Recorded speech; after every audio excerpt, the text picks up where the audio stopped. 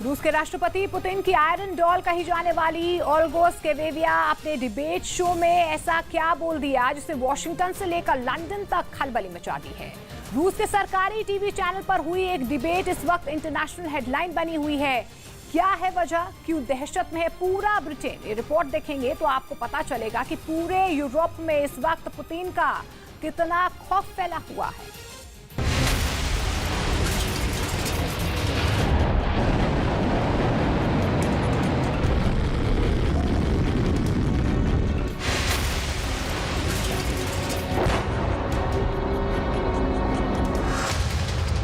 America का white house,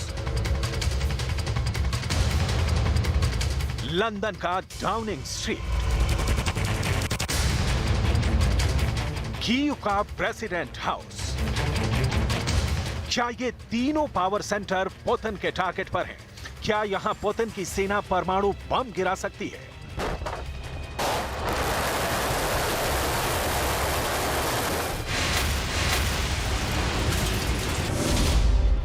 UK पर nuclear torpedo से हमले की चेतावनी।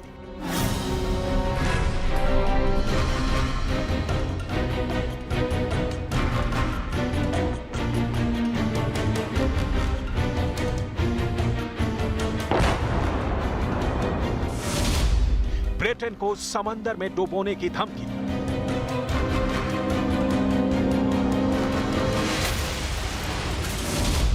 सबसे ताकतवर परमाणु हथियार से अटैक की वार्निंग।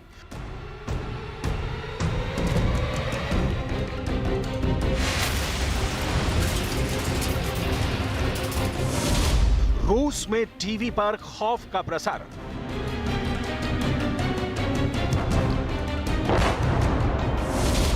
क्या वॉशिंगटन पर होगा न्यूक्लियर मिसाइल से वार? क्या परमाणु मिसाइल से मिट जाएगा कीव?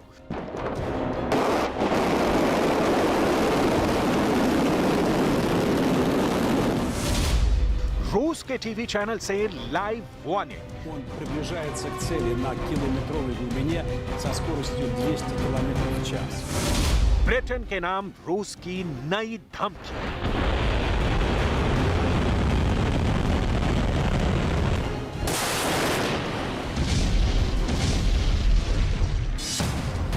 रूस के टीवी चैनल पर चले इस कार्यक्रम को देखिए। इस शो के जरिए अमेरिका, ब्रिटेन और यूक्रेन पर परमाणु प्रहार करने की धमकी दी गई है। धमकी देने वाली ये महिला है पुतिन की आयरन डॉल कही जाने वाली ओल्गा स्केवियेवा। ओल्गा स्केवियेवा ने आखिर ऐसा क्या बोल दिया जो पूरी दुनिया में सुर्खियां बनी हुई हैं? सबसे पहले इसे देख और सुन लीजिए। वो क्या चाहते हैं? वे रूस पर जीत चाहते हैं। परमाणु विस्फोट के बिना रूस पर जीत मुमकिन नहीं है।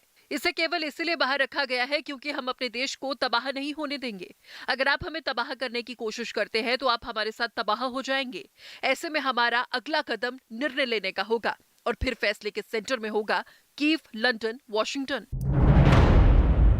ओल्गा स्केवियेवा की ये धमकी ब्रिटेन की पीएम लिज ट्रस के भाषण के जवाब में आई है, जिसमें लिज ट्रस ने पुतिन के यूक्रेन वाले स्पेशल ऑपरेशन को असफल युद्ध और युद्ध के नतीजे को विनाशकारी विफलता करार दिया है।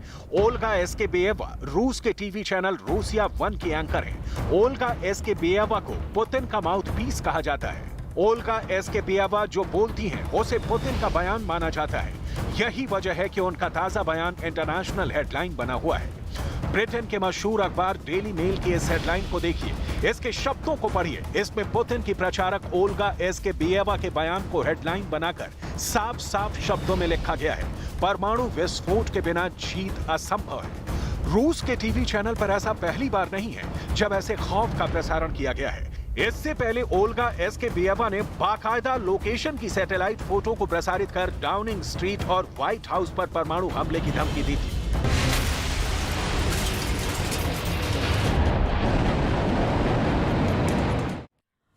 रूस में टीवी शो के जरिए ब्रिटेन को समंदर की गहराई में डुबोने की धमकी दी गई है। शो के जरिए पुतिन ने ब्रिटेन पर सबसे बड़ा हमला करने की अपील की गई।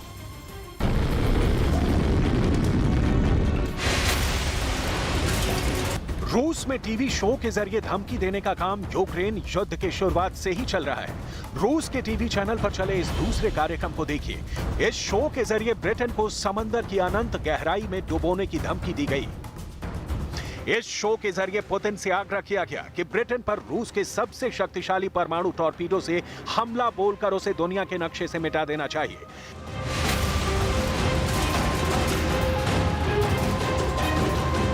समंदर के रास्ते ब्रिटेन में रेडियो एक्टिव सुनामी लाने की जानलेवा चेतावनी दी गई।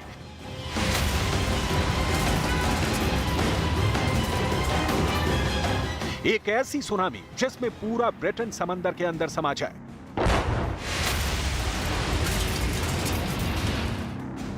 इसे भी ब्रिटेन के मशहूर अखबार डेली मेल ने हेडलाइन बनाकर पेश किया।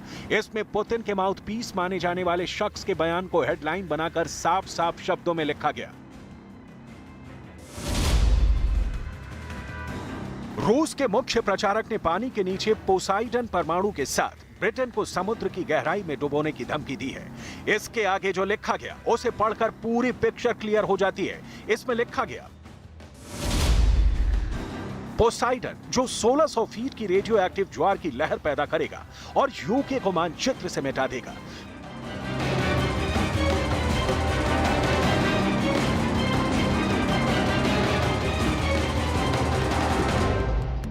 ब्रिटेन के नाम खौफ का यह पैगाम किसी और ने नहीं बल्कि उस शख्स ने दिया जिसे पश्चिमी देश पुतिन का प्रोपेगेंडा मशीन मानते हैं। इनका नाम है दिमित्री किस्लीव।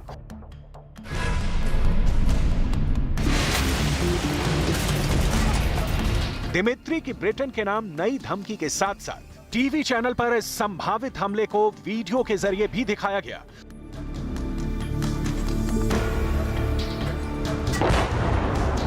रूस के सरकारी न्यूज चैनल पर दिखाया गया कि अगर पुतिन की सेना चाहे तो वो ब्रिटेन को समुद्र में डुबो सकती है।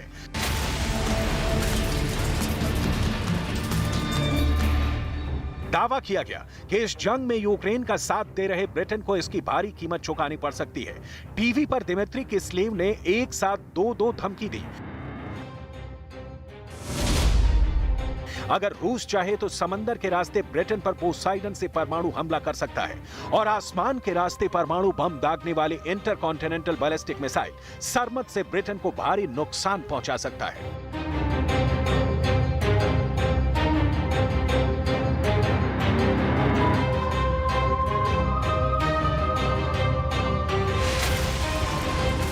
पुतिन के मुखपत्र के तौर पर मशहूर रूस के टीवी न्यूज एंकर दिमित्री किस्लीव ने अपने शो के दौरान कहा कि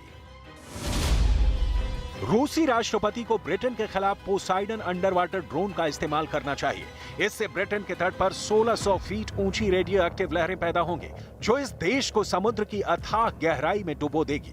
समुद्र तट पर पैदा हुई सुनामी की लहरों में रेडियो एक्टिव पदार्थ की मात्रा इतनी ज्यादा होगी कि ये पूरे ब्रिटेन को एक रेडियो एक्टिव रेगिस्तान में बदल देगी।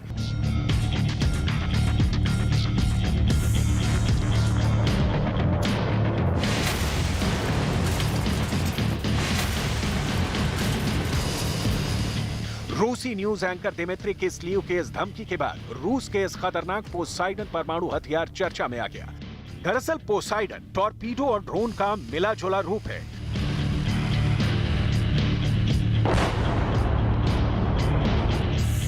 रूस का दावा है कि यह परमाणु हथियार किसी भी देश के न्यूक्लियर डिफेंस को भेद कर हमला करने में सक्षम है।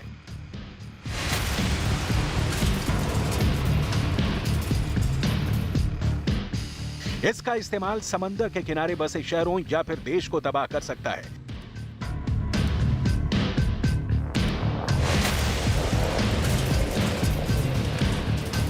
यह किसी भी एयरक्राफ्ट कैरियर और उसके पूरे बैटल ग्रुप को बर्बाद कर सकता है।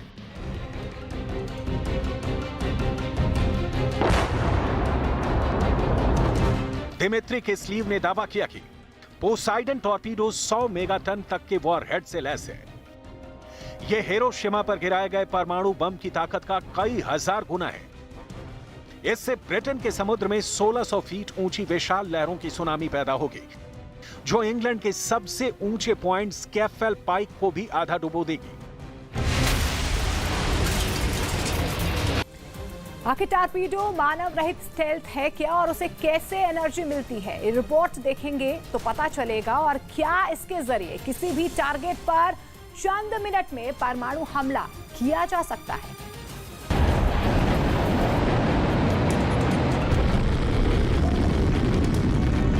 रिपोर्ट के मुताबिक ये टॉर्पीडो मानव रहित स्टेल्थ टॉर्पीडो है और इसे एक परमाणु रिएक्टर के जरिए एनर्जी मिलती है, यानी ये टारगेट पर हमले के लिए चल देती है तो फिर इसे रोकना मुश्किल है। इसके जरिए किसी भी टारगेट पर मिनटों में परमाणु हमला किया जा सकता है।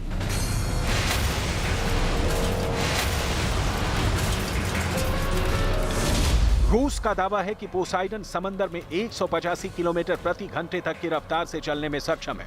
अपने तेज रफ्तार के चलते पोसाइडन दुश्मन के किसी भी टॉर्पीडो को पीछे छोड़ सकता है। यह अंडर वाटर ड्रोन समुद्र में 1 किलोमीटर की गहराई तक जा सकता है। इतनी गहराई तक कोई भी दूसरा टॉर्पीडो नहीं जा सकता है। रूस ने दावा किया है कि इस टॉर्पीडो की मदद से रूस अपने दुश्मन के किसी भी टारगेट पर कई मेगाटन के परमाणु हथियारों से हमला कर सकता है और दुश्मनों के समुद्री इलाके में रेडियो एक्टिव तरंगों को फैला सकता है। इन रेडियो एक्टिव तरंगों से समंदर के किनारे सदियों तक जीव जंतु ना जन्म ले सकेंगे और ना ही यहां रह सकेंगे।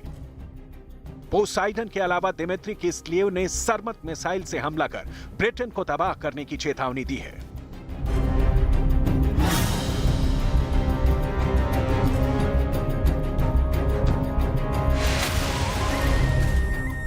हाल ही में टेस्ट किए गए सरमत मिसाइल का नाम लेकर दिमित्री किस्लेव से पहले पुतिन के प्रचारक व्लादिमीर सोलोवियोव भी ब्रिटेन को धमका चुके हैं। व्लादिमीर सोलोवियोव बोल चुके हैं, एक सरमत मिसाइल का मतलब माइनस ग्रेट ब्रिटेन। व्लादिमीर सोलोवियोव के इस धमकी का प्रसारण भी रूस के सरकारी टेलीविजन पर किया गया। Потому что, как выясняется, один Сармат минус одна Великобритания, а то они что-то совсем хамят. Ну, у нас все по плану идет, в принципе. Значит, всего у нас будет 46 боевых комплексов стратегического назначения «Сармат». 46, значит, ну, то есть они станут в те шахты, где стоит воевода. Это там все планово, и здесь вопросов нет.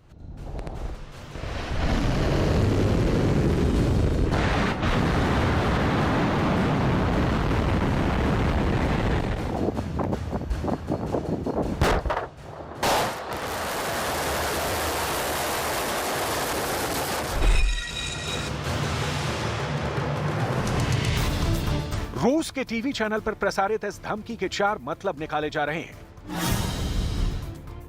पहला, ब्रिटेन पर दबाव बनाने की कोशिश।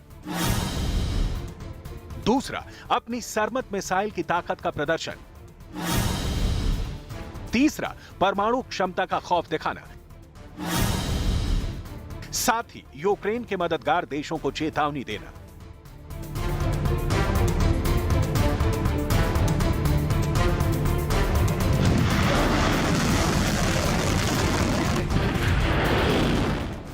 आखिर रूस को अपनी नई सरमत मिसाइल पर इतना फख्र क्यों है? इसे समझने के लिए आपको सरमत मिसाइल की ताकत को समझना होगा। आखिर इसे 16 एटम बम वाला शैतान क्यों कहा जाता है? सरमत चली तो दुनिया कैसे खत्म हो सकती है? रूस की यह मिसाइल पुतिन के इशारे पर कयामत ला सकती है।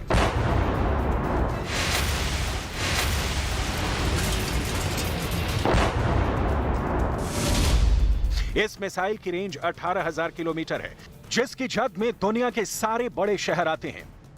जिसे सरमट, जो 25,000 किलोमीटर प्रति घंटे की रफ्तार से तबाह कर सकती है। यह मिसाइल एक साथ 12 वॉरहेड तक ले जा सकती है। 12 वॉरहेड यानी 12 परमाणु बम के साथ एक साथ हमला, जिसे रूस 12 से बढ़ाकर कभी भी 16 कर सकता है। मिसाइल का एक एक बम उस बम से 1000 गुना ताकतवर है, जिसने हिरोशिमा और नागासाकी को तबाह कर दिया था। सरमट के एक वॉरहेड का वजन 550 किलो टन है।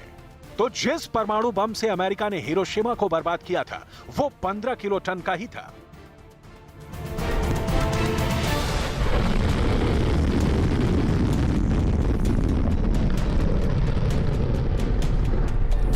कोई भी मॉडर्न टेक्निक इस मिसाइल की मारक क्षमता पर ब्रेक नहीं लगा पाएगी, क्योंकि इसकी रफ्तार इतनी ज्यादा है कि जब तक कोई भी डिफेंस सिस्टम पुतिन के इस मिसाइल को डिटेक्ट कर पाएगी, उससे पहले यह मिसाइल अपने टारगेट को तबाह कर देगी। दुनिया का हर बड़ा शहर इस मिसाइल की रेंज में है, चाहे वो अमेरिका की राजधानी वॉशिंगटन हो या अमेरिका का सबसे बड़ा शहर न्यूयॉर्क, ब्रिटेन की राजधानी लंदन भी इसकी जद में है, तो जर्मनी की राजधानी बर्लिन को भी इसके निशाने पर लिया जा सकता है। ऑस्ट्रेलिया भी इस मिसाइल की मार से बचा नहीं है।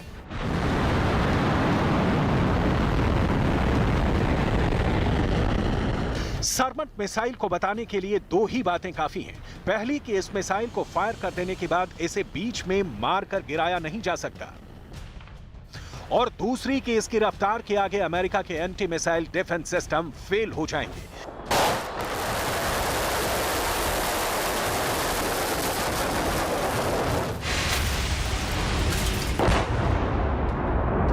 जब तक anti missile defence system activate होकर इसे ढूंढेंगे, तब तक यह मिसाइल अपनी सुपर स्पीड से अपने टारगेट को बर्बाद कर चुकी होगी। रूस की ओर से लगातार मिल रही परमाणु हमले की धमकियों पर ब्रिटेन की मीडिया ने भी पलटवार किया और परमाणु युद्ध छेड़ने पर रूस को तबाह करने की चेतावनी दे डाली।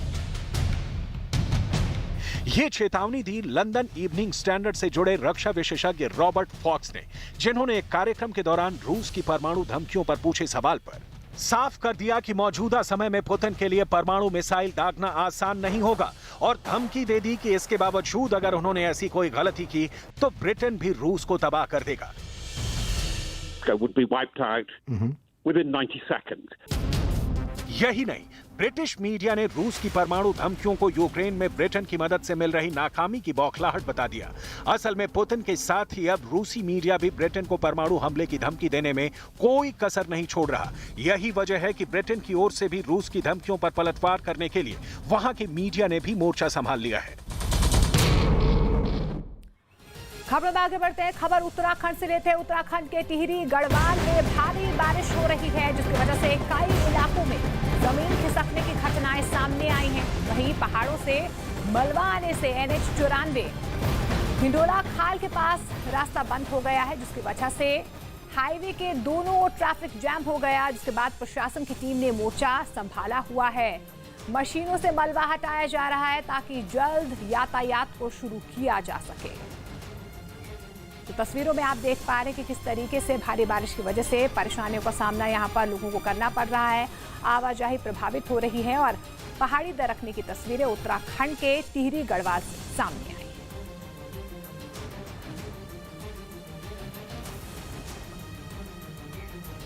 तो तस्वीरें आप देख पा रहे हैं कि किस तरीके से पहाड़ों में लगातार बारिश हो रही है, जिसकी वजह से आम जनजीवन प्रभावित होता नजर आ रहा है। पहाड़ी दरक रही है, पत्थर जो है सड़कों पर आ रहे हैं और घंटों यहां पर ट्रैफिक जाम लग रहा है। और ये तस्वीरें आप उत्तराखंड के टिहरी गढ़वाल से देख पा रहे हैं।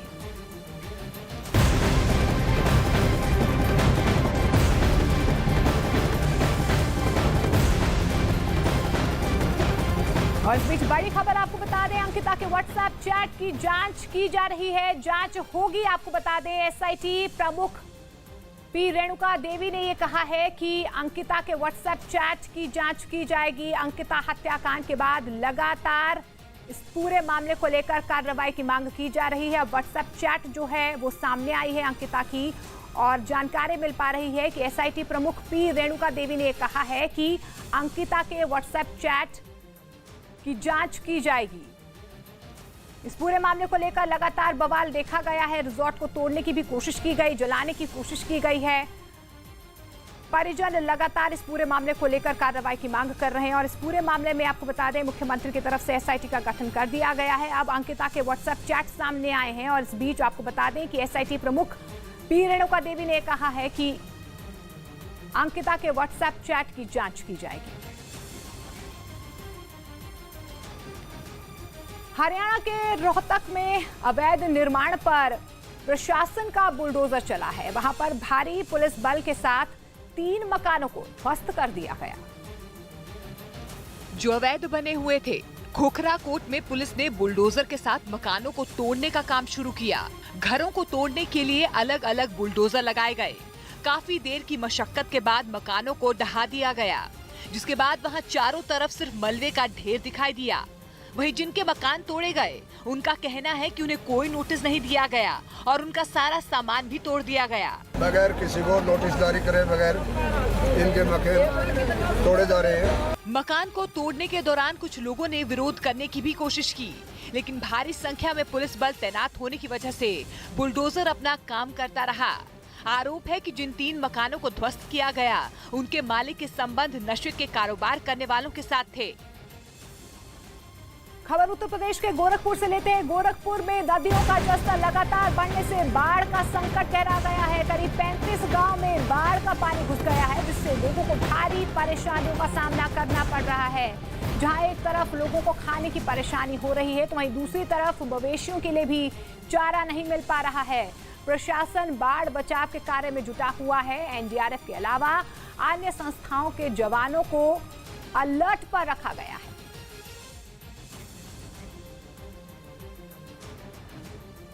ज़ेलेंस्की की आर्मी रूस के ड्रोन भी गिरा रही है, रूस के टैंक भी तबाह कर रही है और रूस के अटैक हेलीकॉप्टर्स का भी शिकार कर रही है। और ये काउंटर अटैक भी रूस के हथियारों से हो रहा है। कैसे खार्किव के बाद अब क्राइमिया पर भी अटैक का प्लान ज़ेलेंस्की ने तैयार कर लिया है। रिपोर्ट देखिए।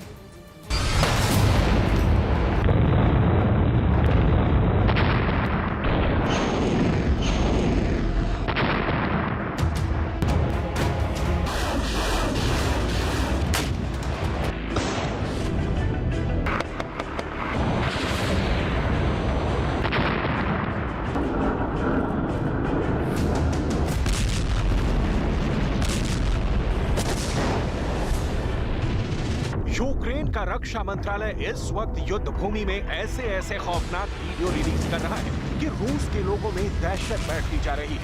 आखिर रूस के लोग यूक्रेन में जाकर अपनी जान गंवाने से क्यों घबरा रहे हैं? इस सवाल का जवाब आपको यूक्रेन के रक्षा मंत्रालय के आधिकारिक ट्विटर हैंडल पर एक नजर डालते ही मिल जाएगी। सबसे पहले ये वीडियो देखिए और इसको यूक्रेन ने रूस के ही एक हथियार से मार गिराया है। आखिर वो हथियार कौन सा है, आपको आगे बताएंगे। अब देखिए ये वीडियो जो यूक्रेन के रक्षा मंत्रालय ने जारी किया है।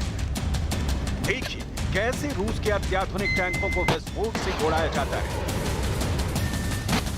और इसको बाकायदा फिल्माया जा रहा है।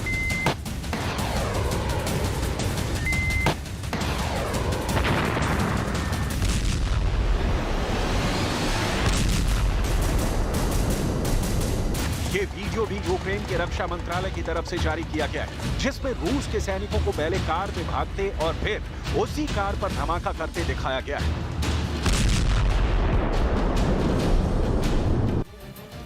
यूक्रेन ने हाल ही में रूस का हेलीकॉप्टर तबाह कर दिया है और यूक्रेन के रक्षा मंत्रालय की ओर से इसका एक वीडियो भी जारी किया गया।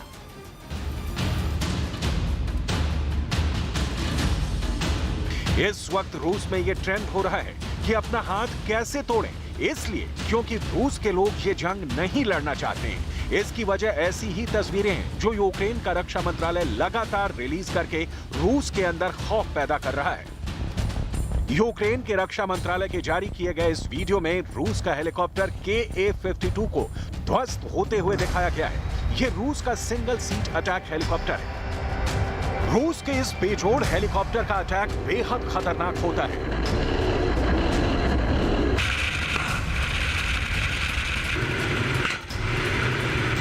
ये हेलीकॉप्टर मशीन गन की तरह फायर कर सकता है। इन हेलीकॉप्टर में सॉकेट्स होते हैं जहां से टारगेटेड हमला किया जा सकता है।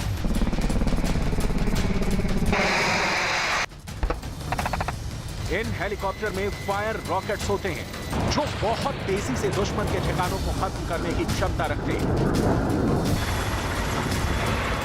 लेकिन रूस के इतने खतरनाक हेलीकॉप्टर को भी यूक्रेन की फौजों ने धूल चटा दी। आखिर कौन से हथियार से रूस का यह बेहद खतरनाक हेलीकॉप्टर ध्वस्त किया गया? यूक्रेन के रक्षा मंत्रालय के ट्वीट के मुताबिक यूक्रेन के सैनिकों ने 9K-38 एकला से ध्वस्त कर दिया। देखिए वो पोर्टेबल एयर डिफेंस सिस्टम जिसे कहा जाता है 9K-38 एकला। ये सोवियत के जमाने का पोर्टेबल एयर डिफेंस सिस्टम है जिसको बनाया था सोवियत संघ ने। चेचन युद्ध में सोवियत संघ की फौजों ने इसी एयर डिफेंस सिस्टम से भारी तबाही मचाई थी। लगभग 1.5 मीटर के इस वेपन से निकलने वाली शॉर्ट रेंज मिसाइलें आसमान में किसी भी ऑब्जेक्ट पर कहर बनकर छूटती हैं। ये सोवियत के जमाने का हथियार था जिससे यूक्रेन की फौज ने रूस को ही नुकसान पहुंचा दिया। मुख्यमंत्री अशोक गहलोत के कांग्रेस का राष्ट्रीय अध्यक्ष के नामांकन से पहले राजस्थान के नए सीएम के चयन की प्रक्रिया शुरू हो गई है। जयपुर में आज शाम कांग्रेस विधायक दल की बैठक होनी है। मीटिंग में राजस्थान के इंचार्ज अजय माकन और मल्लिकार्जुन खड़गे मौजूद रहने वाले हैं और सूत्रों के हवाले से बड़ी खबर आ रही है कि मुख्यमंत्री अशोक गहलोत बैठक में इस्तीफा दे सकते हैं, जिसके बाद राजस्थान के नए मुख्यमंत्री का ऐलान हो सकता है।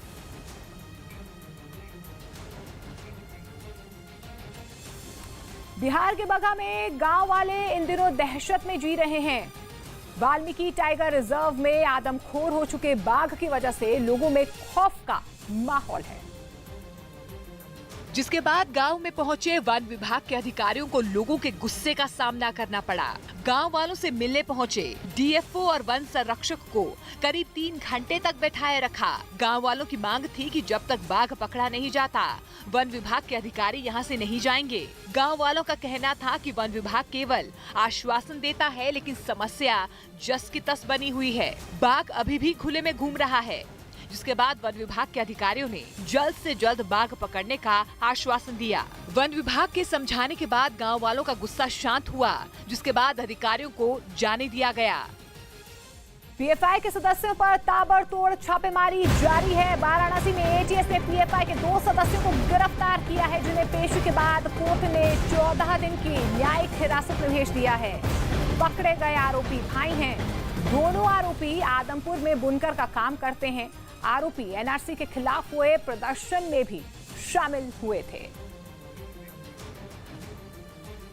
पिछले 7 महीने से जारी यूक्रेन जंग एक खतरनाक मुकाम पर पहुंच गई है। राष्ट्रपति व्लादिमीर पुतिन के वॉर प्लान के फेज 2 को डिकोड करने के बाद दुनिया के रक्षा विशेषज्ञों का यह कहना है कि यूक्रेन में रेफरेंडम यानी कि जनमत संग्रह के बाद यूक्रेन जंग और भीषण हो जाएगी।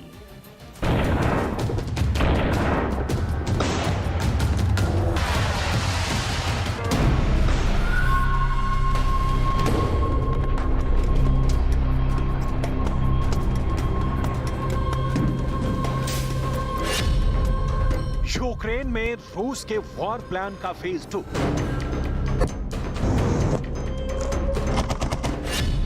यूक्रेन में रूस तैनात करेगा 3 लाख रिजर्व सैनिक।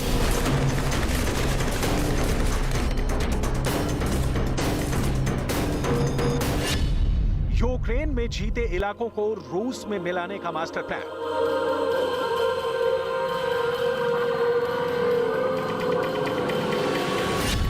यूक्रेन जंग में आया खतरनाक मकाम।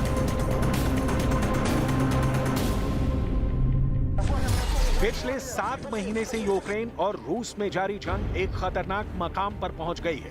एक ऐसे मकाम पर जहां से रूस अपने यूक्रेन वॉर प्लान का फेज 2 शुरू करने का ऐलान कर चुका है। दरअसल अपने वॉर प्लान के मुताबिक रूस यूक्रेन जंग के दूसरे चरण में यूक्रेन में अपने 3 लाख रिजर्व फोर्स की तैनाती का ऐलान कर चुका है और इसका एक ही मतलब निकलता है और वो ये है कि अब यूक्रेन जंग और भी तेज और भी भीषण होने वाली है।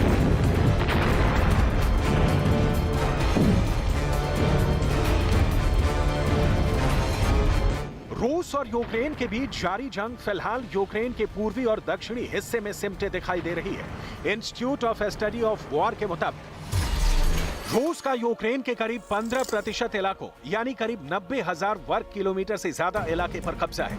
ये इलाके हैं पूर्वी यूक्रेन यानी डॉनबास इलाके में मौजूद दोनेत्स्क और लुहांस्क और दक्षिण में खेरसोन और ज़ैपोरिज़िया। आइए अब आपको बताते हैं कि आखिर रूस का यूक्रेन जंग में वॉर प्लान का दूसरा चरण है क्या। रूस के यूक्रेन जंग के फेज 2 की पूरी जानकारी देने से पहले आइए आपको कुछ तस्वीरें दिखाते हैं। ये रूस और उसके पड़ोसी मुल्क कजाकिस्तान की सरहद की तस्वीरें हैं। गाड़ियों के काफिलों का मीलों लंबा जैम। खबर के मुताबिक इन गाड़ियों में सवार तमाम लोग जल्द से जल्द रूस छोड़कर भागने के फिराक में हैं। और जिस शख्स ने ये वीडियो बनाया है उसका दावा है कि वो खुद इस जैम में 7 घंटे तक फंसा रहा और यहाँ मौजूद लोगों का कहना था कि वो 2 दिन से इस जैम में फंसे हैं। Я считаю, что это очень плохо. Я не поддерживаю такие решения правительства. И я был морально к этому готов уже где-то полгода. Я хотел уехать с 31 марта. и постоянно все откладывал. Ну вот, сейчас... Я думаю, что это... Вообще это большая трагедия. И то, что происходит, конечно, это тяжело писать словами.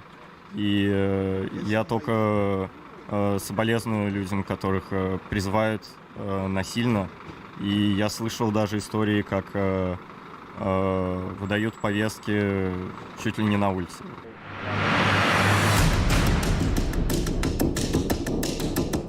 ऐसी ही कुछ तस्वीरें रूस और फिनलैंड की सीमा से भी आई हैं। रूस और फिनलैंड बॉर्डर पर भी हाईवे पर गाड़ियों की लंबी कतार और जैम में फंसे लोग नजर आ रहे हैं। दरअसल ये वो लोग हैं जो रूस के लिए यूक्रेन जंग में हिस्सा नहीं लेना चाहते, लिहाजा रूस छोड़कर भाग रहे हैं। Конечно, беспокоит меня, моих друзей. Я думаю, любой здравомыслящий человек не готов в 21 веке устраивать войну, воевать и вообще эту тему даже поднимать. Поэтому, не знаю, мы, надеюсь, как большинство адекватных людей в нашей стране, не знаю, большинство их или нет, но, по крайней мере, мы категорически против. ये तस्वीरें रूस और जॉर्जिया के बॉर्डर की हैं। यहाँ भी ठीक उसी तरह से लोग जमा हैं, जैसा कि रूस के दूसरी सरहदों पर। रूस और जॉर्जिया की सीमा पर भी रूस छोड़कर जाने वालों का तांता लगा हुआ है। Дело не в страхе, дело в неприязни всей этой ситуации.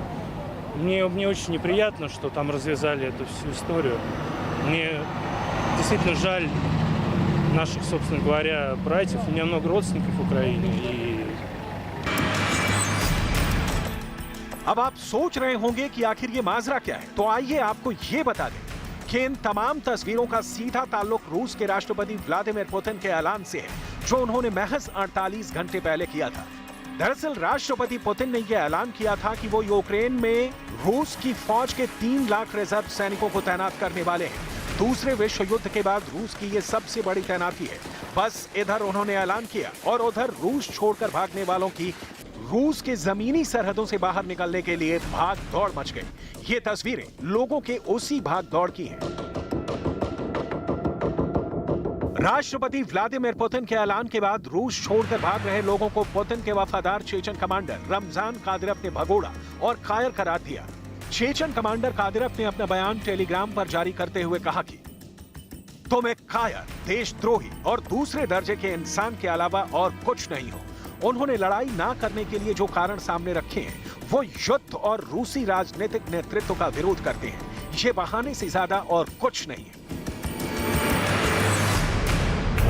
इतना ही नहीं, यूक्रेन में 3 लाख रिजर्व फोर्स की तैनाती के साथ साथ राष्ट्रपति पुतिन ने अब तक यूक्रेन में रूस के कब्जे वाले इलाके में जनमत संग्रह कराने का भी ऐलान किया था। यह जनमत संग्रह पूर्वी यूक्रेन यानी डॉनबास इलाके में मौजूद डोनेट्स्क और लुहांस्क और दक्षिण में खेरसॉन और ज़ैपोरिज़िया में हो रहा है। दुनिया भर के रक्षा विशेषज्ञों का मानना है कि यह जनमत संग्रह ठीक उसी तरह हो रहा है जैसा कि 8 साल पहले यानी साल 2014 में क्राइमिया में हुआ था। 2014 में रूस ने क्राइमिया पर कब्जा करने के बाद वहां जनमत संग्रह करवाकर क्राइमिया को रूस का स्वायत्त इलाका घोषित कर दिया था।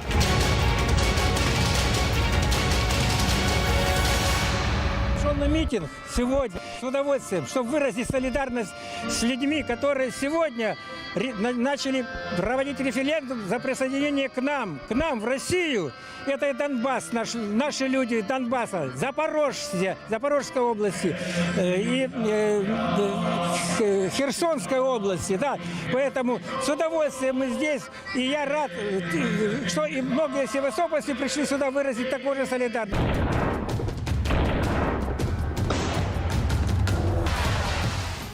यूक्रेन के 4 इलाकों को खुद में मिलाकर रूस अमेरिका समेत नेटो को संदेश देना चाहता है कि उसे रोकना मुमकिन नहीं है। हालांकि यूक्रेन ने रूस पर पलटवार करते हुए अपना 6000 वर्ग किलोमीटर का अपना इलाका रूस से वापस ले लिया। रूस के जनमत संग्रह पर यूक्रेन के राष्ट्रपति वोलोदिमीर ज़ेलेंस्की का कहना है कि यह अंतर्राष्ट्रीय कानून के खिलाफ है।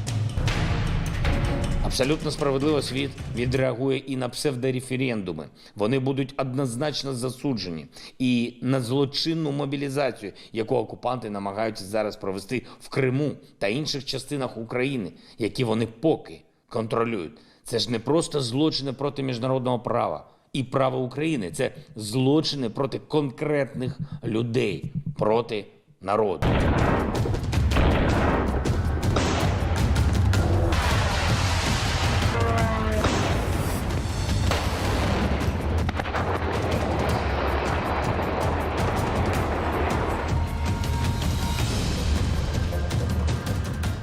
दरअसल यूक्रेन के 4 इलाकों को खुद में मिलाकर रूस अमेरिका समेत नेटो देशों को यह संदेश देना चाहता है कि उसे रोकना मुश्किल है। लेकिन हाल के दिनों में यूक्रेन ने जोरदार पलटवार करते हुए उत्तर पूर्व में खार्किव इलाके में रूस से 6000 वर्ग किलोमीटर से ज्यादा इलाका वापस हासिल कर दिया। उसकी वजह से रूस समर्थक भी पुतिन की नीति पर सवाल उठाने लगे थे। लेकिन जनमत संग्रह के बाद राष्ट्रपति पुतिन अपने आलोचकों का मुंह बंद करवाने में काफी हद तक कामयाब हो जाएंगे। उधर यूक्रेन के राष्ट्रपति ज़ेलेंस्की का दावा है कि वो रूस के कब्जे वाले यूक्रेन के तमाम इलाकों को आजाद करवाएंगे। Від початку активних дій на сході нашої держави у вересні вже звільнено близько 9 тисяч квадратних кілометрів території, близько 400 населених пунктів. Цей відчутний результат досягнутий завдяки тому, що наші люди на тимчасово окупованій території нам допомагають.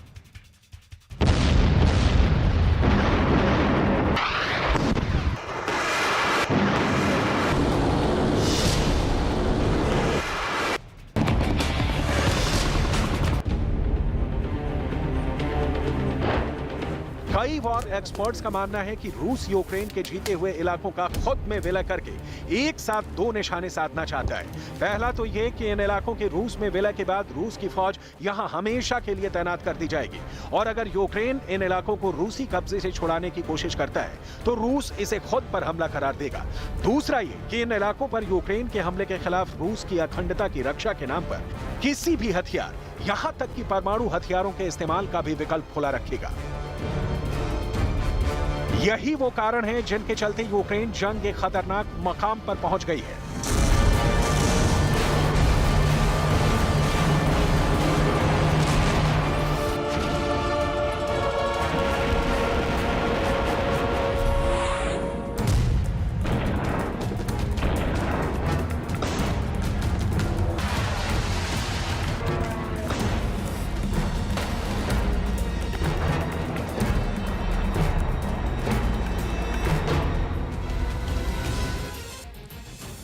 खबर तमिलनाडु से लेते हैं। तमिलनाडु के मदुरै इलाके में अज्ञात शख्स ने आरएसएस नेता के घर पर 3 पेट्रोल बम फेंके।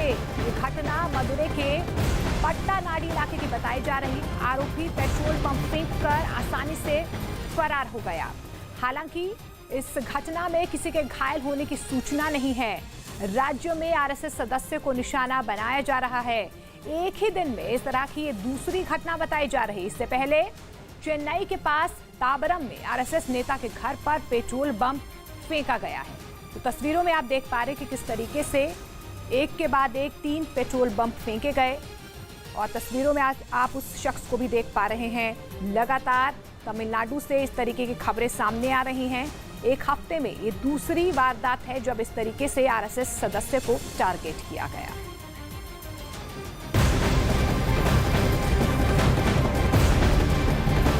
और इस बीच अंकिता हत्याकांड से जुड़ी एक बड़ी खबर आपको बता दें। अंकिता का पोस्टमार्टम रिपोर्ट सामने आ चुकी है।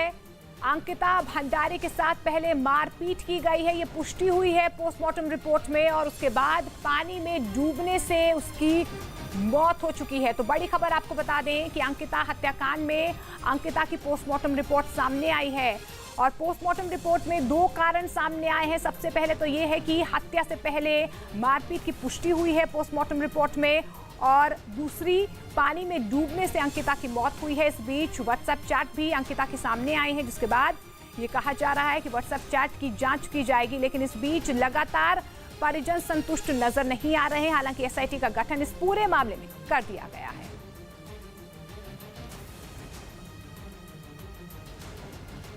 खबरों में आगे बढ़ते हैं। खबर मध्य प्रदेश से लेते हैं। मध्य प्रदेश के रीवा से एक हैरान करने वाला वीडियो सामने आया है। यहां पर एक आरोपी एसपी कार्यालय के पास तेज रफ्तार कार में चाकू लहराते हुए देखा गया। रीवा में दहशत फैलाने का एक मामला सामने आया। जहां एक युवक खुलेआम चाकू लेकर लोगों में दहशत फैलाने का काम कर रहा था।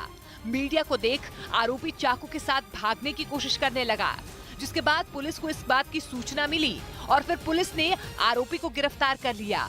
वहीं पुलिस ने आरोपी के पास से हथियार भी जब्त किए हैं। आरोपी युवक कार की खिड़की खोलकर हथियार को लहरा रहा था, जिसके बाद पुलिस को इस बात की सूचना मिली और फिर पुलिस ने आरोपी का पीछा किया और अपनी गिरफ्त में ले लिया। खबर हरियाणा से। हरियाणा के रोहतक में अवैध निर्माण पर प्रशासन का बुलडोजर चला है। यहां पर भारी पुलिस बल के साथ 3 मकानों को ध्वस्त कर दिया गया। जो अवैध बने हुए थे, खोखरा कोट में पुलिस ने बुलडोजर के साथ मकानों को तोड़ने का काम शुरू किया। घरों को तोड़ने के लिए अलग अलग बुलडोजर लगाए गए। काफी देर की मशक्कत के बाद मकानों को ढहा दिया गया, जिसके बाद वहां चारों तरफ सिर्फ मलबे का ढेर दिखाई दिया।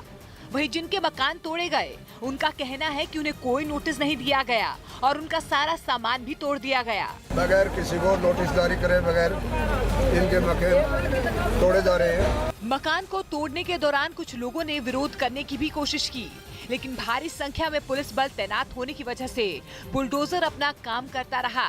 आरोप है कि जिन 3 मकानों को ध्वस्त किया गया, उनके मालिक के संबंध नशे के कारोबार करने वालों के साथ थे। इधर उत्तर प्रदेश के अमरोहा से दिल दिला देने वाला एक मामला सामने आया है। यहाँ पर मोटरसाइकिल बदमाश ने छात्र का अपहरण किया है। छात्र का अपहरण करने की कोशिश की है। आरोपियों ने जबरन उसे बाइक पर बैठा लिया और भागने लगे, लेकिन शोर मचाने पर कुछ ही दूरी पर बच्चे को छोड़कर ये बदमाश फरार हो गए। घटना सीसीटीवी कैमरे में कैद हो गई है। तस्वीरों में आप देख पा रहे हैं कि किस तरीके से इस पूरी किडनैपिंग की वारदात को अंजाम दिया गया। फिलहाल जानकारी मिल पा रही है कि पुलिस फुटेज के आधार पर आरोपियों की तलाश कर रही है। इस वक्त वॉशिंगटन से बीजिंग तक हलचल तेज है। अमेरिका की ताइवान को लेकर खुली चेतावनी पर चीन ने पलटवार किया है। ताइवान पर तनाव के बीच दोनों देशों के बीच युद्ध जैसे माहौल में ऐसी तनातनी किसी बड़े खतरे का संकेत समझा जा रहा है।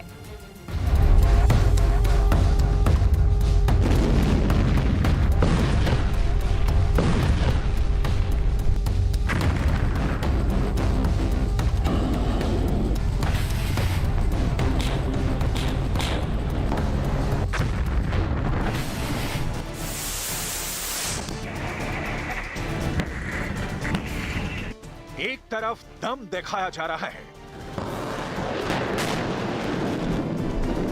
दूसरी ओर हाथ मिलाए जा रहे हैं। एक और यूएन में शांति का पाठ पढ़ा जा रहा है, दूसरी ओर युद्धपोत से जंगी जहाज उड़ान भर रहे हैं।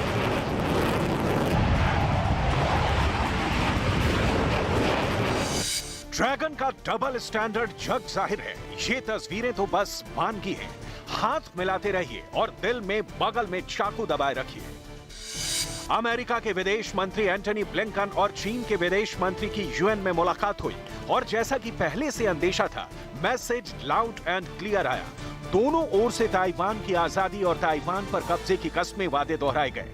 अमेरिका ने क्लियर कट संदेश दिया कि ताइवान स्ट्रेट में शांति और स्थिरता बनाए रखना क्षेत्रीय वैश्विक सुरक्षा और समृद्धि के लिए अहम है। अमेरिका ताइवान स्ट्रेट में शांति और स्थिरता बनाए रखने के लिए प्रतिबद्ध है, जो उसकी लंबे समय से चली आ रही एक चीन नीति के अनुरूप है। ताइवान को लेकर अमेरिका का यह स्टैंड नया नहीं है। जाहिर है चीन की ओर से जबरदस्त रिएक्शन आया। ड्रैगन ने भड़कते हुए बयान दिया, अमेरिका ताइवान को लेकर बहुत गलत और खतरनाक सिग्नल भेज रहा था और ताइवान की स्वतंत्रता गतिविधि जितनी आक्रामक होगी, शांतिपूर्ण समाधान होने की संभावना उतनी कम है। ताइवान का मुद्दा चीन का आंतरिक मामला है और इसे हल करने के लिए किस तरीके का इस्तेमाल किया जाएगा, इसमें अमेरिका को दखल देने का कोई अधिकार नहीं है।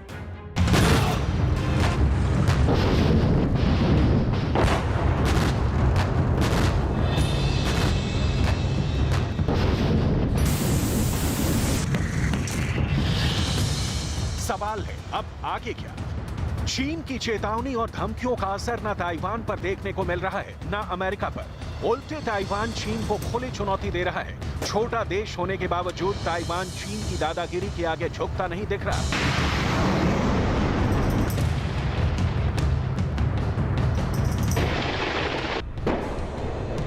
ताइवान साफ शब्दों में कह रहा है कि ताइवान की नाकेबंदी या किसी तट को जब्त करना युद्ध का कार्य माना जाएगा और ताइवान आत्मसमर्पण नहीं करेगा। ताइवान शांति चाहता है और हमला करने पर अपना बचाव करेगा। मतलब ताइवान तैयार है खुद को बचाने के लिए, अमेरिका तैयार है ताइवान को मदद देने के लिए। अब सवाल है कि क्या चीन तैयार है ताइवान को तत्काल कब्जाने के लिए? दुनिया भर के कई एक्सपर्ट्स का मानना है कि चीन की सैन्य कार्रवाई ताइवान पर सीधी नहीं हो सकती है। इसमें ताइवान को चीन के शासन को स्वीकार करने के लिए मजबूर करने की कोशिश करने के लिए नाकाबंदी जैसी कार्रवाइयां शामिल हो सकती हैं। ताइवान इसके लिए भी तैयार है, लेकिन सवाल सिर्फ तैयारियों का नहीं है। सवाल दो महाशक्तियों चीन और अमेरिका के टकराव का, जिसकी वजह से ताइवान स्ट्रेट से लेकर साउथ चाइना सी तक में खलबली है।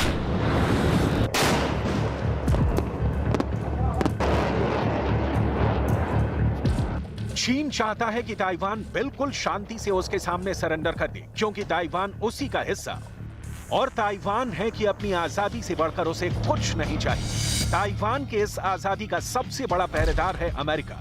लिहाजा ताइवान पर हमले के पहले चीन को यह सोचना पड़ रहा है कि ताइवान जीतने गए और कहीं अमेरिका से आमना सामना हुआ तो क्या होगा। और वर्तमान में ना चीन ना ही राष्ट्रपति शी जिनपिंग इस हालात में है कि अमेरिका से डायरेक्ट दो हाथ कर सके। इस बीच अमेरिका और चीन के नेताओं की मुलाकातें बातें जारी है। नवंबर में बाइडेन और चीन के राष्ट्रपति शी जिनपिंग के बीच मुलाकात होने की संभावना जताई जा रही है। इस मुलाकात से क्या हल निकलेगा ये तो उस वक्त पता चलेगा। फिलहाल आलम यह है कि अमेरिका ताइवान को भर भर कर हथियार सप्लाई कर रहा है और इधर चीन तमाम शांति की बातों के साथ ताइवान को हड़पने की प्लानिंग कर रहा है। ताइवान को लेकर शायद चीन की सेना 4 तरह के हमलों की तैयारी कर रही है। पहला है ताकत से जुड़ा अभियान, यानी चीन तब तक ताइवान पर मिसाइल दागेगा जब तक कि ताइवान घुटने न टेक दे। दूसरा है तब तक नाकेबंदी जब तक कि ताइवान का नेतृत्व शी जिनपिंग की मांग के आगे हथियार न डाल दे। तीसरा है कि चीन एयर रेड कर सकता है। चीन इस इलाके के अमेरिकी ठिकानों को निशाना बना सकता है। चौथा अभियान चौतरफा हमला हो सकता है। ज्यादातर मिलिट्री एक्सपर्ट्स का मानना है कि चीन शुरुआती तीनों विकल्पों को आजमा सकता है, यानी ताइवान पर चीन चौतरफा हमले से बचना चाहेगा। लेकिन यह सिर्फ कयास है, क्योंकि चीन की मिलिट्री ताकत का प्रदर्शन जो हालात बयां कर रहे हैं वो जमीन पर नहीं दिखती।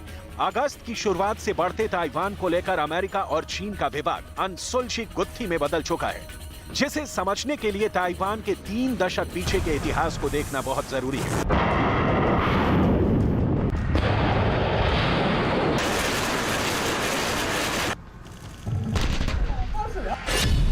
1990 के दशक से ताइवान में राष्ट्रपति का सीधा चुनाव होता है।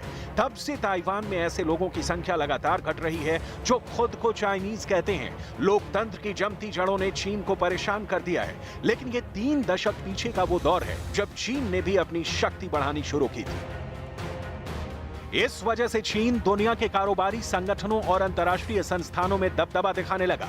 चीन अपने पड़ोस में संप्रभुता को लेकर कहीं ज्यादा आक्रामक तरह से दावेदारी करने लगा, लिहाजा नौबत युद्ध के मुहाने तक पहुंच गई। वैसे भी जब कोई उभरती शक्ति किसी सुपर पावर को चुनौती देती है तो नतीजा युद्ध के रूप में सामने आता है।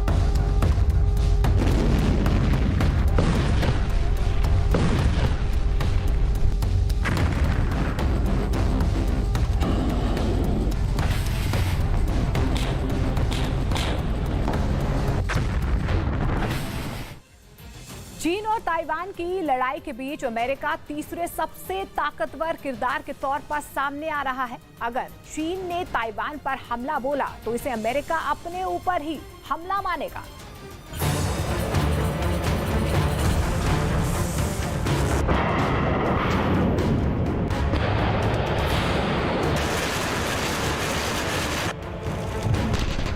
चीन आर्थिक, राजनीतिक और सैन्य तौर पर एक शक्ति है, इसे लेकर कोई शक या सवाल नहीं है। लेकिन यहाँ सिर्फ ताइवान और चीन की शक्ति की बात नहीं, क्योंकि इस लड़ाई में जो तीसरा किरदार है वो सबसे ताकतवर है और वो है अमेरिका, जिसके दम पर ताइवान की आजादी महफूज है। लिहाजा ताइवान पर चीन हमला करता है तो यह हमला अमेरिका चीन के बीच डायरेक्ट वॉर के रूप में ही माना जाएगा।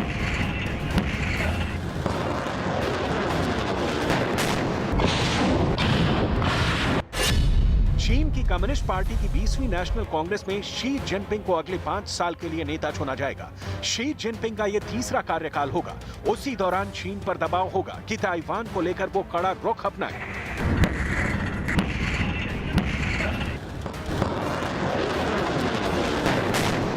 दूसरी ओर Taiwan one country two system के तहत चीन के साथ एकीकरण के लिए मान जाए, इसकी संभावना ना के बराबर है। हांगकांग में जो कुछ हुआ है उसे देखने के बाद ऐसा मुश्किल लगता है। सवाल है, फिर क्या अमेरिका चीन युद्ध ही एकमात्र विकल्प बच जाता है?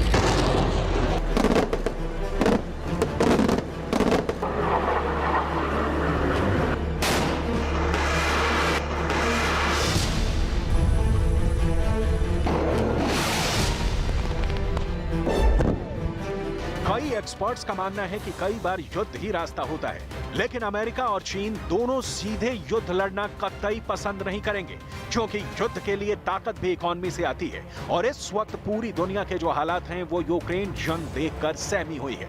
लिहाजा फिलहाल तो कम से कम लड़ाई से सिर्फ तबाही और बर्बादी ही होगी। 73 साल से चीन और ताइवान के बीच टकराव चल रहा है। ताइवान का आकाश हो या समुद्री सीमा हो, चीन लगातार घुसपैठ करता रहता है। चीन नहीं चाहता है कि ताइवान के मुद्दे पर किसी भी तरह का विदेशी दखल हो।